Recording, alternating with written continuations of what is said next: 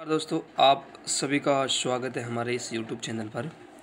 आज मैं आपको एक ऐसी किताब के बारे में बताऊंगा जिसमें से हर बार हर राज्य की जितने भी एग्ज़ाम होते हैं उन सब में प्रश्न पूछे ही जाते हैं।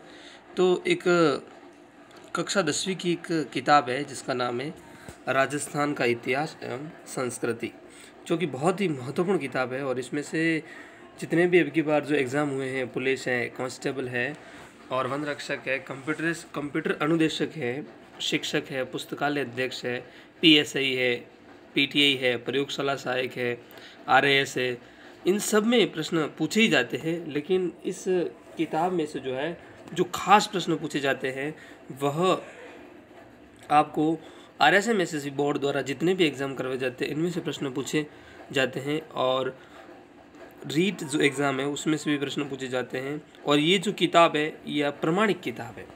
आगे मैं आपको इस किताब की फ़ोटो दिखाना चाहूँगा जो कि आप देख पाओगे। ये किताब है, ये आप इसे देख लीजिए जूम करके। इसका नाम है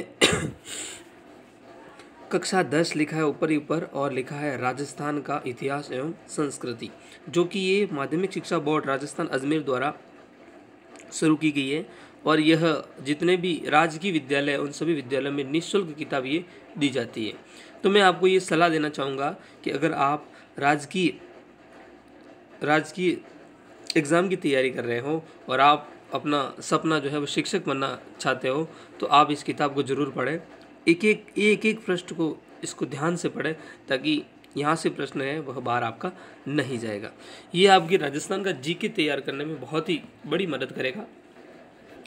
मैंने आज से आपके लिए एक नई शुरुआत की है जिसमें जो राजस्थान अध्ययन की जो किताब है मैं आपको यहाँ पर निःशुल्क बताऊँगा। एक एक इसका टॉपिक, एक एक लाइन आपको समझाऊँगा और बहुत ही सूक्ष्म से सूक्ष्म तरीके से आपके सामने जानकारी को प्रस्तुत करूंगा। तो आज मैं आपको इस किताब की थोड़ी सी पृष्ठभूमि के बारे में बताना चाहूँगा।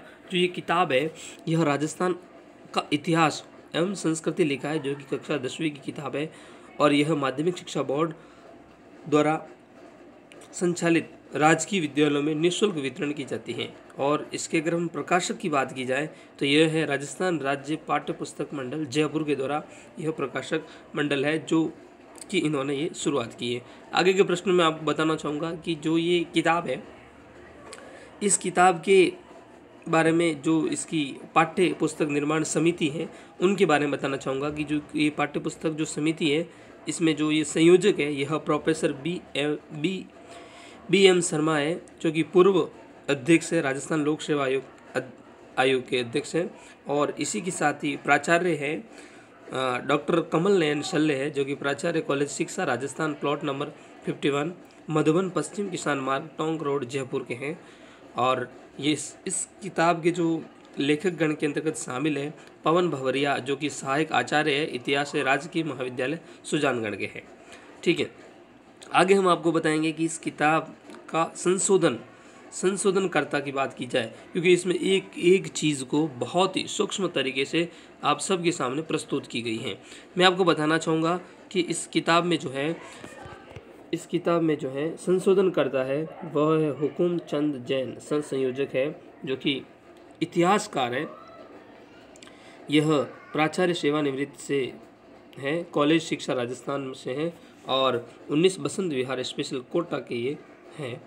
और इनके साथ ही एक और नाम हमारे सामने आता है जिनका नाम है डॉक्टर नारायण लाल माली, जो कि सहायक आचार्य हैं इतिहास में राजकीय महाविद्यालय रायपुर भिलवाड़ा के हैं। इन्होंने इस किताब के संशोधनकर्ता में बहुत ही अपनी मदद की है। इसी के साथ अरविंद सिंह भास्कर जी जो है ये प्रधानाचार्य जी हैं राजकीय उच्च माध्यमिक विद्यालय लालाश्री शेखर के। इन्होंने इस किताब को पुनर्निरीक्षण किया और इसमें जो संशोधन उनको दिखे वो संशोधन किए और इस किताब को आगे तैयार किया। आज मैं आपको इस किताब की जो है वह आगे के प्रश्न में बताना चाहूँगा कि जो किताब है ये आपके लिए कितनी इम्पोर्टेंट है, क्योंकि इसमें एक एक चीज़ जो है वह परीक्षा की दृष्टि से महत्वपूर्ण है। इसकी पृष्ठभूमि की बात की जाए कि इस किताब में जो है इसमें हमें क्या संदेश दिया गया है, तो इस संदेश को मैं आपको बताना चाहूँगा कि राजस्थान का सांस्कृतिक वैविध्य इस प्रदेश की विशिष्टता है और यहाँ के विभिन्न क्षेत्रों की भौगोलिक विशिष्टताओं, समय समय पर आकर यहाँ बसने वाली जातियों और स्थानीय प्रतिभाओं ने प्रदेश को इस विपुल सांस्कृतिक वैविध्य से समृद्ध किया है। राजस्थान में मानव इतिहास प्रस्तर एवं धातु युगों से सैंधवकालीन कालीबंगा है, आहड़ है, गिलुंड है, बागोर है, गणेश्वर है आदि संस्कृतियों से लेकर वैदिक कालीन संस्कृति कतिपय जनपदों के युगों से होते हैं हुए निरंतर राजपूत काल तक चला आया है। मध्यकाल में यहाँ अनेक राजपूत रियासतों रजवाड़ों की स्थापना हुई और तदुपरांत यह प्रदेश यहाँ के रजवाड़ों की रियासतों के नाम से प्रसिद्ध हुआ। इन्हीं रियासतों में एक और शासकों के संरक्षण में साहित्य और विविध कलाओं की शास्त्रीय परंपराओं की स्थापना हुई और विकास वही दूसरी और लोक के संरक्षण में लोक कलाओं और लोक साहित्य फला फूला। इस प्रकार राजस्थान ने जहाँ एक महाराजा कुंभा व सवाई जयसिंह जैसे विभिन्न विधाओं व कलाओं के महान संरक्षण विद्या अनुरागी व कलावंत शासक दिए, वही दूसरी ओर महाराणा सांगा प्रताप जैसे योद्धा और स्वतंत्रता के आदर्श के सर्वस्व उत्सर्ग देने वाले वीर उत्पन्न किए।